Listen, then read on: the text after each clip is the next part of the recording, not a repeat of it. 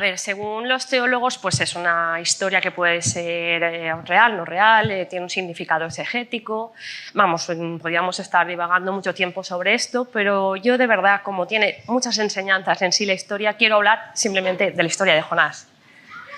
Y para situarnos un poco en lo que es el contexto histórico, como nos ha dicho Dani, pues a ver, los asirios eran pues el enemigo orgánico de Israel.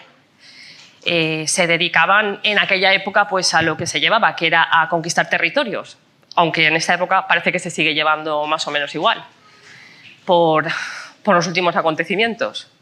El caso es que ellos eran conocidos por la manera que tenían un poco de someter a los pueblos a los que dominaban, ¿no?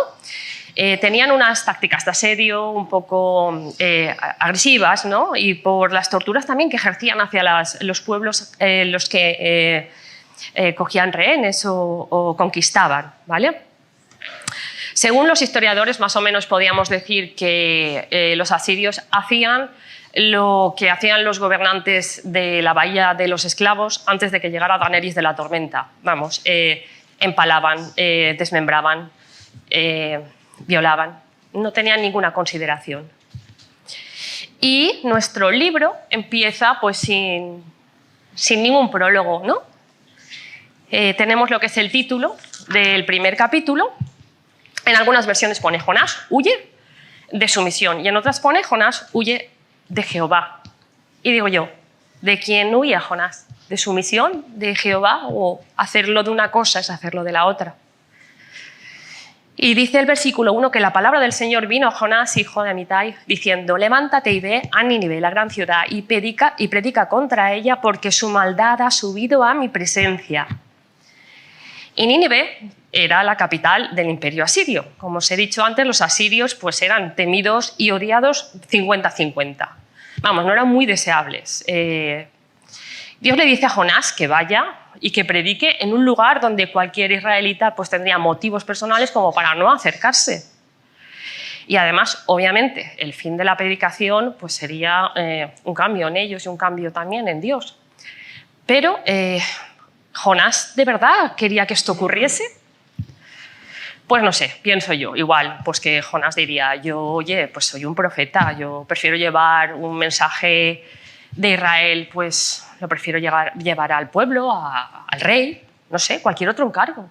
Pero Dios le envía ir a Nínive y se encuentra pues en una encrucijada. Si va, predica y no se arrepienten, como hemos dicho que los asirios no eran los amigos de los niños especialmente, pues podía acabar en la marmita donde se hacía caldo de profeta.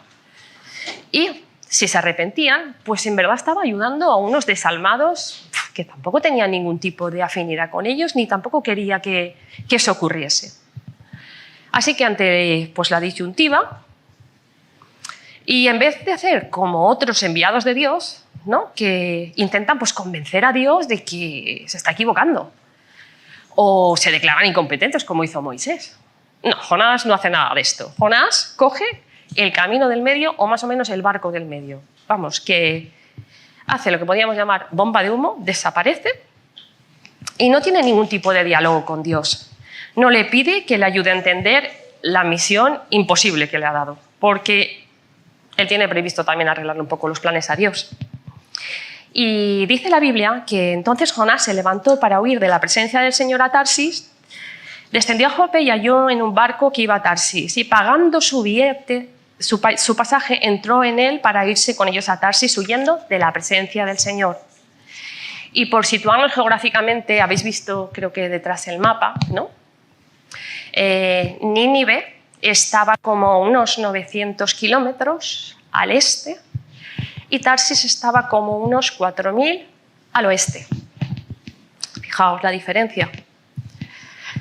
Así que este hombre, pues en vez de recorrer 900 kilómetros hacia la voluntad de Dios, decide recorrer 4.000 kilómetros huyendo de Dios y alejándose. Porque siempre que desobedecemos a Dios, el camino es más largo. En algún momento Dios te habla pidiendo algo de ti. Y puede ser que hayas escuchado pues hoy la primera vez su voz y que sea el momento de seguirle. O puede que ya lo conozcas, puede que estés en un ministerio o que tengas que emprender un ministerio, que tengas que servir en otro lugar simplemente. O a lo mejor el Señor está pidiendo un cambio en tu vida, algún tipo de cambio. Que empieces algo, que termines una relación laboral, una relación personal. Pues es que no lo sé, no sé qué puede estar pidiéndote el Señor, no tengo ni idea. Lo que sí que puedo decirte es que si te mueves en contra de la voluntad de Dios, el camino va a ser más largo. Porque en esto siento deciros que no hay término medio. No hay Suiza, vamos, o obedeces o desobedeces, no hay más. Y tampoco se puede obedecer por aproximación, porque a mí me envía Dios a Nínive a predicar y yo me voy a predicar a Tarsis. No, eso no es obediencia por aproximación. O sea, desobedeces si no haces lo que Dios te ha dicho que hagas. Y es así. Así que los llamados de Dios no son una sugerencia, no es que te propone algo. Cuando Dios te habla, no te pongas a calcular las consecuencias.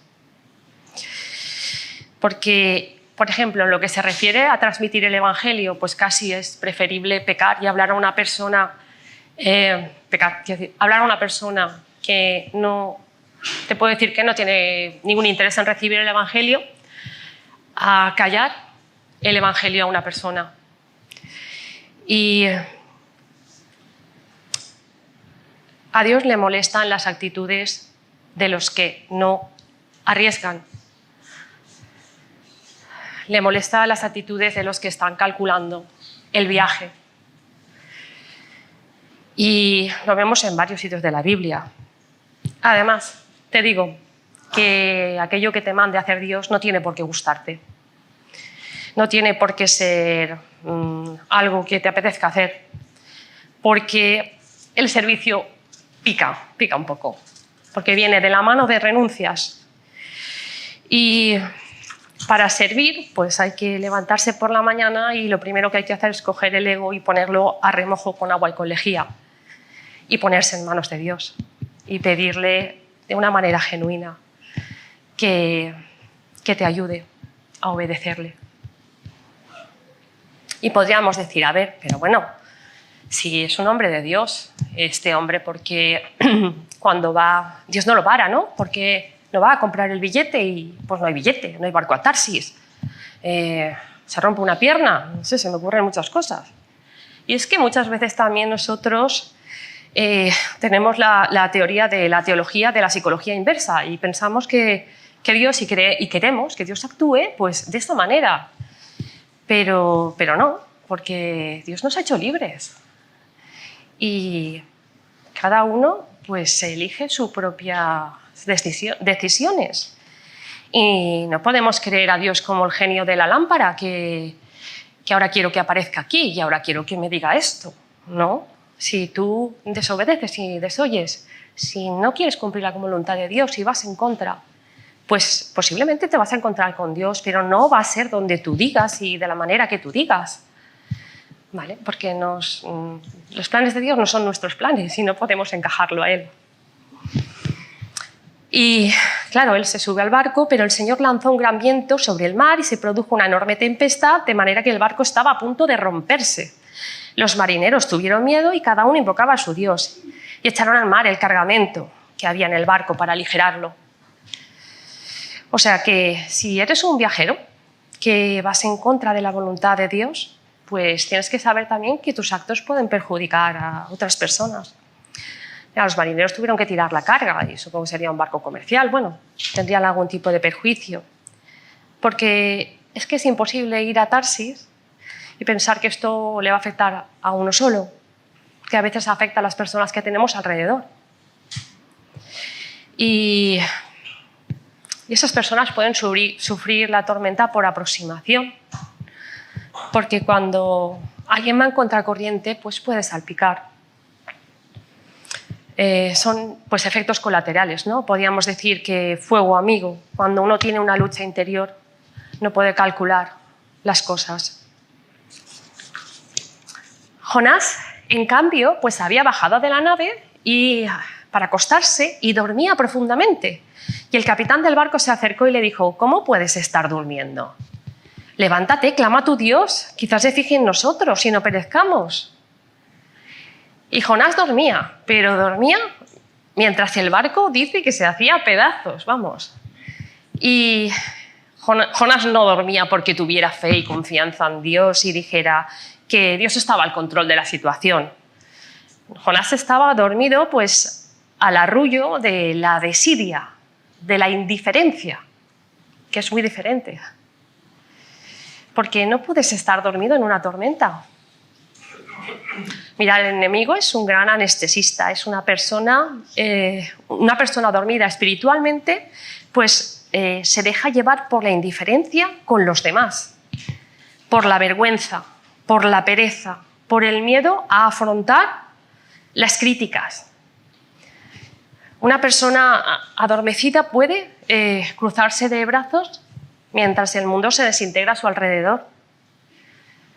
Y además es que el adormecimiento espiritual nos hace querer aislarnos y pensar que es lo mejor que podemos hacer, aislarnos.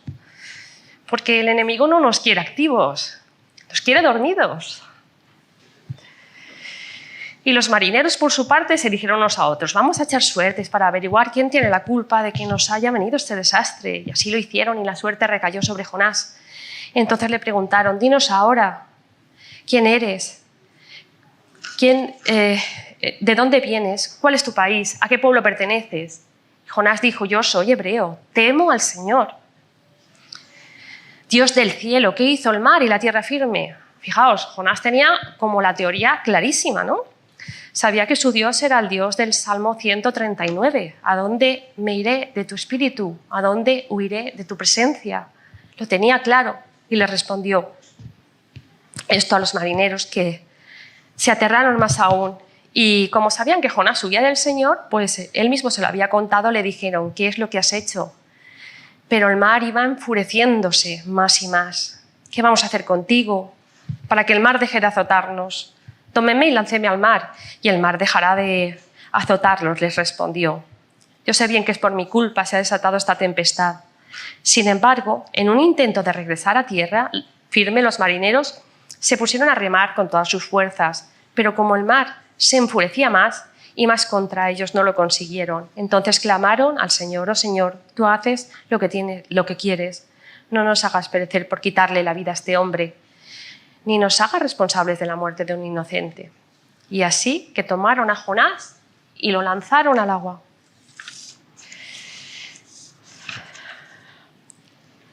Y el mar se aplacó, y al ver esto, se apoderó de ellos un profundo temor al Señor, a quien le ofrecieron sacrificio y hicieron votos. Y, a ver, a veces tenemos argumentos para no obedecer. Así que aquí tenemos a un hombre de Dios huyendo de él, dentro de un barco con personas que no conocen a Dios, porque en este momento cada uno buscó a su Dios. Y resulta que Jonás predica en desobediencia. Y Dios lo usa. ¿Y por qué digo esto? Pues porque que Dios nos use no significa que estemos dentro de su voluntad.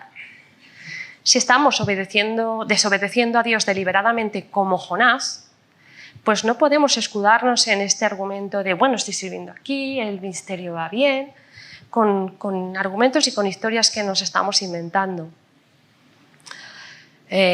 Dios lo hace a pesar de ti, pero a veces construimos argumentos así. Por eso yo hoy pido que seamos sinceros en nuestra reflexión, porque es importante serlo. ¿Y estás sirviendo donde Dios te pidió? ¿Estás haciendo lo que escuchaste de su parte? ¿Estás en el lugar donde Dios quiere que estés? Mira, muy a su pesar de los marineros, le tiraron al agua y ellos estaban siendo más considerados con Jonás que Jonás había sido con ellos. Y el Señor, por su parte, dispuso un enorme pez para que tragara a Jonás, quien pasó 3 días y 3 noches en su vientre. Vamos, que ni siquiera cuando Jonás quería salvarse, pues él ni siquiera quería salvarse, pero Dios le mandó un pez para que tuviera tiempo de reflexión.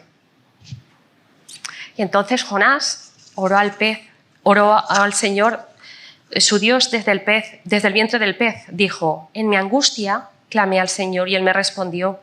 Desde las entrañas del sepulcro pedí auxilio y tú escuchaste mi clamor.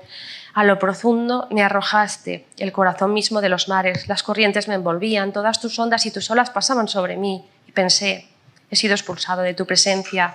¿Cómo volveré a contemplar tu santo templo? Las aguas me llegaban hasta el cuello, lo profundo del océano me envolvía, las algas se me enredaban en la cabeza arrastrándome los cimientos de las montañas. Me tragó la tierra y para siempre sus cerrojos se cerraron tras de mí. Pero tú, Señor, Dios mío, me rescataste de la fosa. Al sentir que se me iba la vida, me acordé del Señor y mi oración llegó hasta ti, hasta tu santo templo. Los que siguen los ídolos vanos abandonan el amor de Dios. Yo, en cambio, le ofreceré sacrificios y cánticos de gratitud. Cumpliré las promesas que te hice. La salvación viene del Señor. Entonces el Señor dio orden al pez y vomitó a Jonás en tierra firme.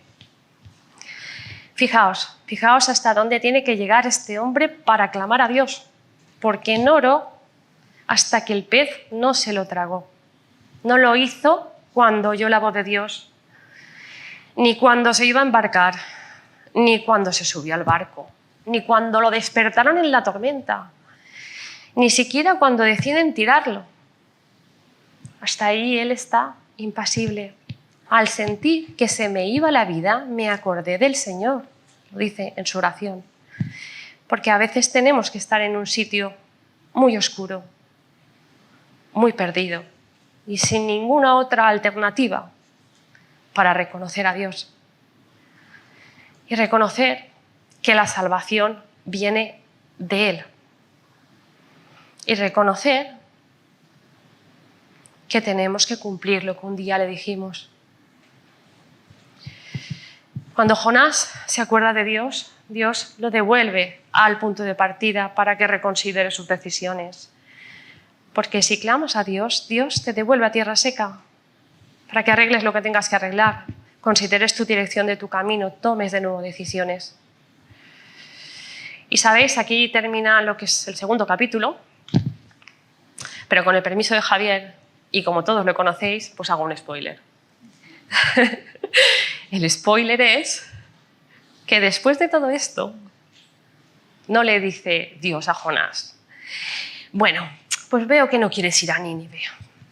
Y además, no te tienes que encontrar muy bien porque has tenido un viaje un poco achuchado.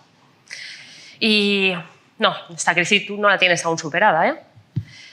Y yo creo que, a ver, vuelve a casa y ya hablaremos de lo que quieres hacer.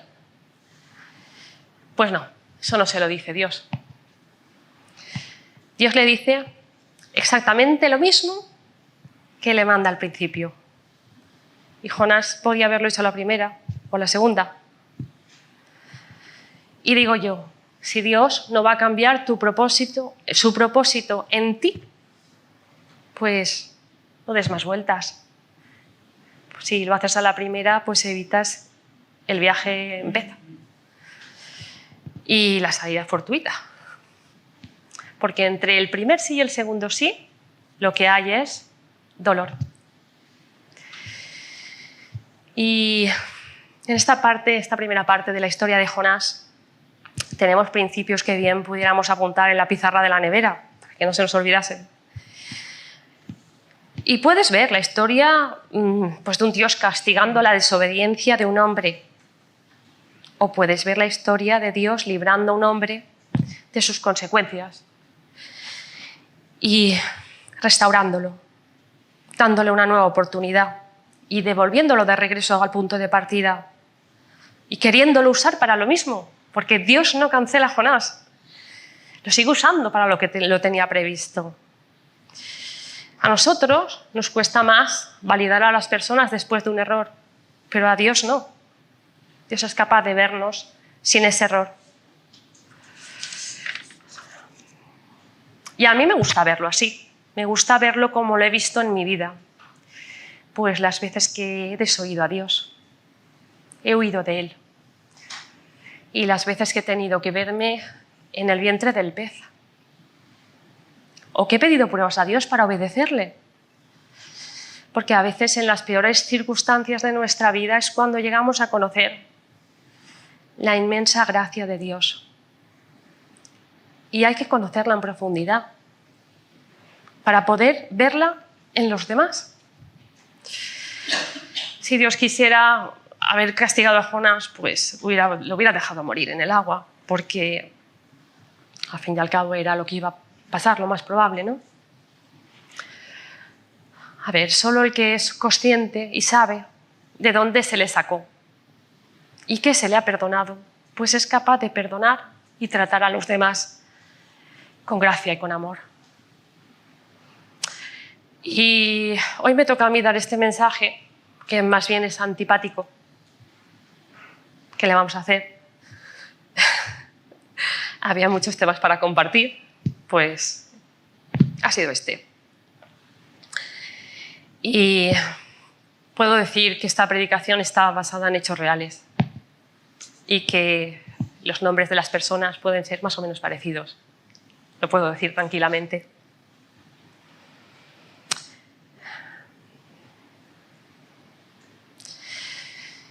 Dios te pide ir por un camino. No elijas tú tu dirección, tu alternativa. Cuando Dios te pida algo, deja atrás cualquier cosa que te frene o que te pueda cambiar de dirección. Yo un día necesité hacer esa reflexión sin excusas, sin argumentos. Por eso hoy pues quiero deciros que Dios quiere evitarte el kilometraje adicional. Ese viaje más largo, porque no tienes por qué estar 40 años en el desierto, no es necesario. No era el plan de Dios que estuvieran 40 años en el desierto, fue la actitud del pueblo lo que les llevó a estar. Y yo no sé en qué punto del viaje estás tú hoy. ¿Estás escuchando a Dios marcando una dirección en tu vida? O quizás has bajado ya a Jope. A lo mejor estás comprando un billete que te va a costar más caro de lo que crees. O a lo mejor duermes y hay una fuerte tormenta a tu alrededor. O caíste al agua o estás dentro del pez. Sea donde sea que tú estés hoy, solo tienes que hacer una cosa para salir del vientre del pez, y es una oración. Una oración que puedes hacer esta mañana desde ese sitio oscuro donde estás o desde cualquier otro, pidiéndole a Dios volver a tierra seca para servirle, para obedecerle. Y si no sabes dónde estás, no sabes en qué punto de viaje estás, pues haz igualmente esa oración. No te quedes paralizado, porque nada de lo que pienses que has podido hacer y que Dios no te puede perdonar, es así, Dios te lo puede perdonar. Y no hay lugar donde Dios no llegue, ni cosa que pueda perdonarte. Y puede restaurarte también, pero tienes que recordar que cuanto más te alejes, el viaje será más largo.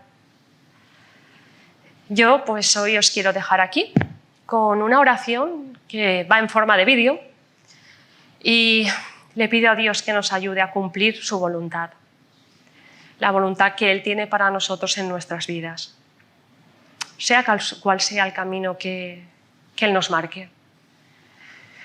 Y ese camino que nos indique Dios no tiene por qué ser fácil, pero podemos recorrerlo en fe, creyendo en sus promesas, o podemos tomar otro camino. Yo prefiero también quedarme con ese Dios que, aunque camine por valle de sombra de muerte, Él está conmigo. Muchas gracias.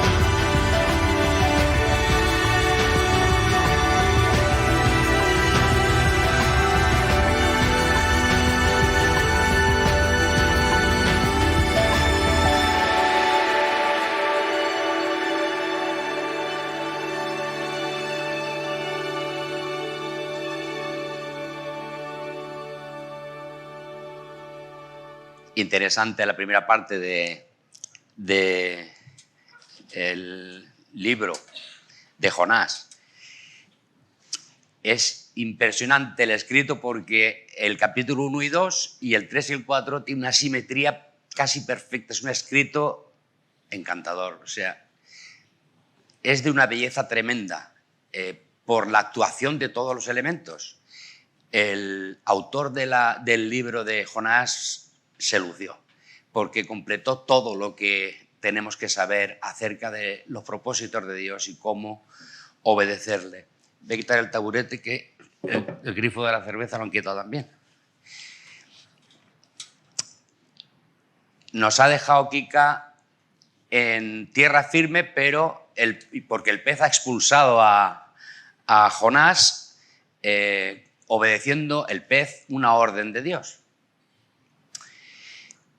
Y vino palabra del Señor por segunda vez, capítulo 3, versículo 1, por segunda vez, y lo dice claro para que entendamos y entienda Jonás que se le está dando una segunda oportunidad de obedecer a Dios. Antes de nada quiero decir que parece mentira que Jonás sea tan rebelde, tan tozudo, tan cabezota, pero por otra parte el diálogo con Dios es de una amistad tremenda, porque Dios le habla con mucho cariño. Y en cambio estamos viendo nosotros que la actitud de Jonás es totalmente contraria a la voluntad de Dios, obviamente. Pero bueno, sigamos con el texto, que es lo más importante, que es que se le ofrece una segunda oportunidad a Jonás diciendo: levántate, ve a Nínive. Y fijaos en el gran detalle que tiene el autor diciendo la gran ciudad. La gran ciudad. Eso le rechinaría, vamos, a Jonás. La gran ciudad. Y es algo que lo repite. Y proclama en ella el mensaje que yo te diré. Pero no se lo dice. No se lo dice. No pone que se lo diga. Y Jonás se levantó de Nínive conforme a la palabra del Señor. Y Nínive era una ciudad sumamente, vuelve al autor a plasmar esto, sumamente grande, de un recorrido de 3 días. Ojo a los números, de un recorrido de 3 días. Y Jonás llega a Nínive y hace el recorrido de un día. Un día en vez de 3. No recorre la ciudad completa. ¿Sabe qué es la ciudad de Nínive? Es el gran opresor del pueblo hebreo. Y es el máximo enemigo, el enemigo número 1.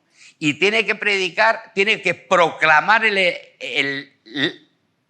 la advertencia de Dios de que a él ha subido su maldad. Jonás comenzó a recorrer la ciudad de camino de un día y proclamaba diciendo: dentro de 40 días Nínive será arrasada. Fijaos una cosa curiosa del texto en el versículo 4. La palabra arrasada es la misma que viene cuando se le dice a Sodoma y Gomorra.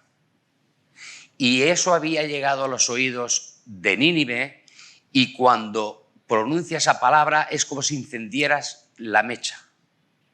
Y se corrió la voz de punta a punta de la ciudad. No es preciso que la ande, y llegó a los oídos del rey esta palabra: será arrasada. Literalmente se le dará la vuelta a la ciudad. Dios, dice Jonás, arrasará Nínive. No les va a dar opción a nada. Pero cosa curiosa es que dentro de 40 días... Pero vamos a ver, si está sentenciada, cuando sentenció Dios a Sodoma y Gomorra, vino rápido. Y Dios le da 40 días a Nínive para que se arrepienta. No es Dios, es él. Este profeta no es conocido precisamente como todos los profetas, con un oráculo oráculos del profeta, de parte de Dios. Es que parece una biografía de Jonás, el profeta torpe delante de Dios. Lo digo con todo el respeto, torpe. Me acuerdo mucho de lo que es un libro que hay sobre David, que se dice pecador y creyente. Era tan torpe como amigo de Dios. Pero es muy negligente.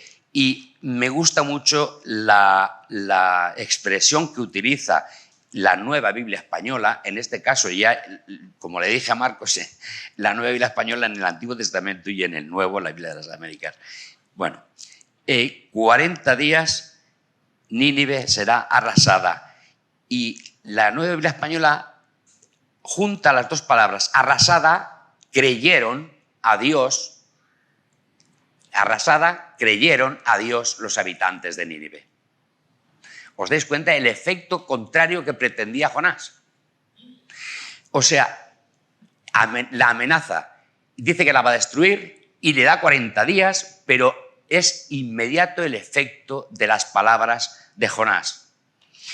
Entonces, los habitantes de Nínive creyeron, esta es la versión de las Américas, proclamaron ayuno y se vistieron de cilicio desde el mayor hasta el menor. Se pusieron ropa de saco, se sentaron y ayunaron. ¿Y qué es ayunar en aquella época? Pues en aquella época era lo que tenía sentido en ese momento, que dedicaban todo el tiempo a arrepentirse de lo que eran y a dedicar su tiempo a alabar a Dios, al Dios desconocido que ahora mismo les está amenazando y quieren creer en Él y necesitan creer en Él para no ser destruidos.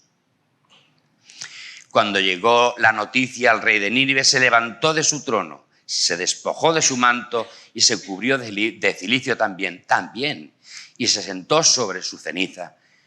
E hizo proclamar y anunciar, y este escritor también es amigo de los animales, que se mencionan varias veces, y tiene compasión también de ellos. E hizo proclamar y anunciar en Nínive, por decreto del rey, leo porque son pocos versículos cada capítulo, de hecho son 10 versículos, 11 versículos cada capítulo, por lo que son cortísimos. E hizo proclamar y anunciar en Nínive, por decreto del rey y de sus grandes, diciendo: ni hombre ni bestia, ni buey, fijaos los animales, ni buey ni oveja, prueben cosa alguna, no pasten ni beban agua, sino den gloria, es lo que digo yo, den gloria a Dios. Sino cúbranse de cilicio, lo mismo, de tela de saco, como que no son nada, los hombres y bestias, y clamen a Dios con fuerza, y vuélvanse cada uno del mal camino y de la violencia que hay en sus manos. ¿Quién sabe? Quizá Dios se vuelva, se arrepienta y aparte el ardor de su ira y no perezcamos. Esto es una conversión, porque tienen la esperanza de que obedeciendo a Dios, dándose cuenta del error que estaban cometiendo en sus vidas, Dios pueda tener en cuenta eso y pueda salvarlos y no sea destruida la ciudad y sus vidas. Y vio Dios sus acciones, ojo con el versículo que dice una palabra que no es, pero porque no hay una expresión más adecuada, y vio Dios que sus acciones que le habían apartado de su mal, caminó, entonces se arrepintió Dios. Dios no se arrepiente, Dios no se arrepiente, sino que Dios al ver las acciones cambia de propósito. ¿Por qué? Porque las acciones cambian por el amor de Dios.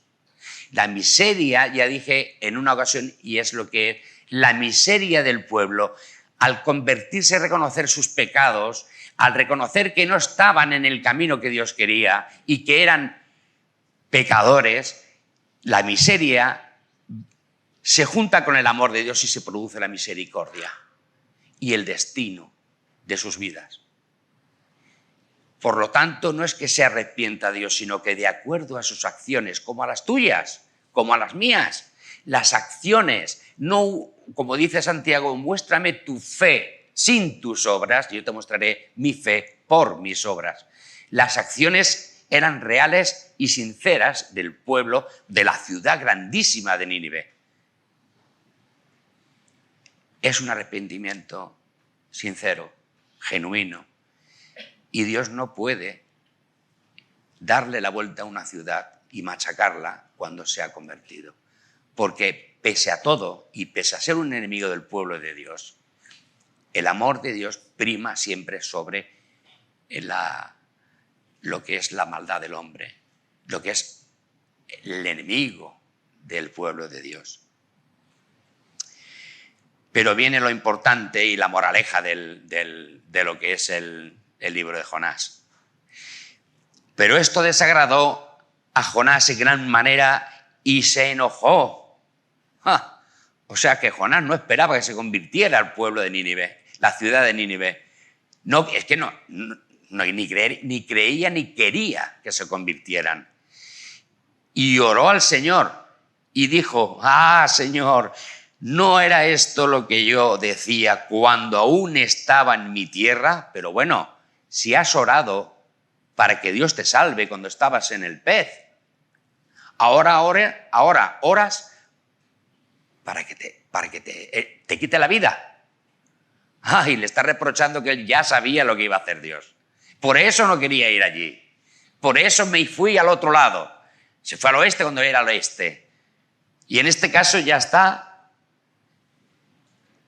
reprochándole a Dios su actitud. Por eso me anticipé a oír a Tarsis, porque sabía yo que tú eres un Dios compasivo, clemente. Es uno de los versículos más bonitos de la Biblia. Lo que pasa es que están dichos en un contexto diferente. Porque sabía yo que tú eres un Dios compasivo y clemente, lento para la ira y rico en misericordia, y que te arrepientes del mal con que amenazas. Hombre, ¿no tienes tú en cuenta acaso la actitud que adoptó el pueblo de Nínive cuando tú le has amenazado? Si tú no siquiera has dicho de parte de quién vienes, tú has venido directamente a por ellos. Ni tienes credenciales, ni has dado tus credenciales de nada. Vas, recorres un día de camino, no siquiera quieres llegar hasta el final para que se entere todo el mundo de que hay una amenaza, y sin decir quién eres, ni de parte de quién eres, de parte de quién vienes, dices que va a ser destruida Nínive. Muy bien, Jonás, lo estás logrando. Le van a dar el premio al final, porque la desobediencia de Jonás ya es algo inédito. O sea, ¿qué clase de oráculo hace? Simplemente de una amenaza, y ahora le reprocha a Dios que se haya convertido en Nínive. Y el versículo 5 también es importante. Entonces salió Jonás de la ciudad, pero me gusta la traducción de la Biblia, la Nueva Biblia Española, porque dice que ya estaba fuera de la ciudad esperando la destrucción de Nínive. Ya está allí, observando. Y Dios está observando, en cambio, la conversión de Nínive. O sea, que cada uno espera una cosa. Allí se hizo un cobertizo y se sentó bajo él a la sombra hasta ver qué sucedería en la ciudad. Él estaba esperando, frotándose las manos, ya verás tú lo que va a pasar. Pero si les has dado 40 días, ¿vas a estar 40 días ahí? Entonces viene la moraleja. Pero Dios dispuso que un gusano, y el Señor Dios dispuso de una planta que creciera sobre Jonás para que hiciera sombra sobre la cabeza y lo librara de su incomodidad. Y Jonás se alegró grandemente por la planta. Fijaos a lo que llega Jonás. Se alegra grandemente, se cambia la mala actitud que tenía por la conversión de Nínive, y ahora se alegra grandemente porque parece ser que era un ricino, dicen, un ricino. Se alegra porque le da sombra. Ahí voy a esperar yo, que no se van a convertir. Pero bueno, ya esto es que el autor está plasmando la lección que tiene que recibir Jonás. Pero Dios dispuso que un gusano, ¿os dais cuenta? Un pez, un gusano, marineros, ninivitas, simetría absoluta, con diferentes personajes, excepto Dios y Jonás, los demás aparecen simétricamente. Y en este caso dice que aparece el gusano y se seca, aquello que le daba tanto alivio.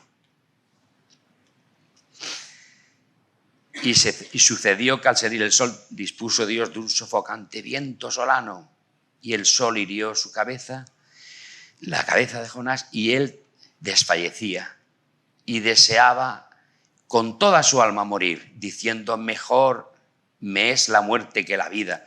Fijaos qué fácil es que cambie de actitud, qué fácil es.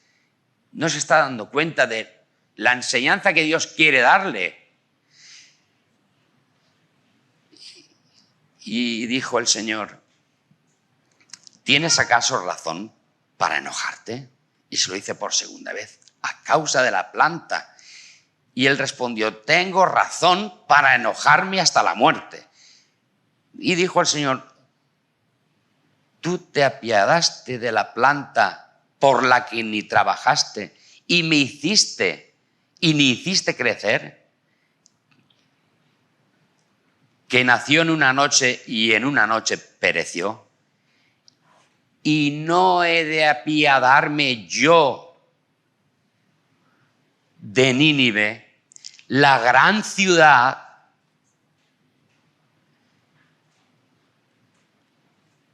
en la que hay 120.000 hombres y animales. ¿Ven? Y lo dice, y animales.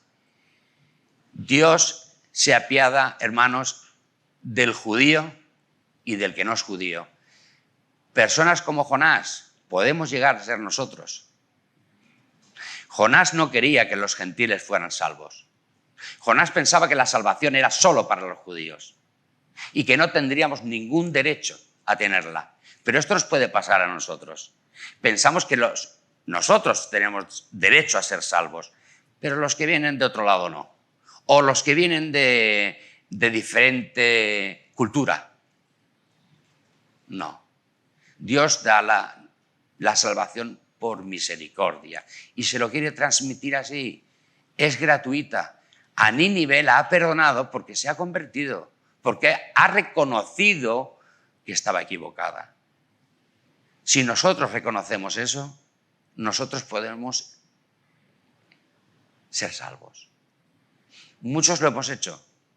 Y si hay aquí alguien que no ha conocido personalmente a Dios, simplemente tiene que fijarse en que Dios, en esencia, es amor.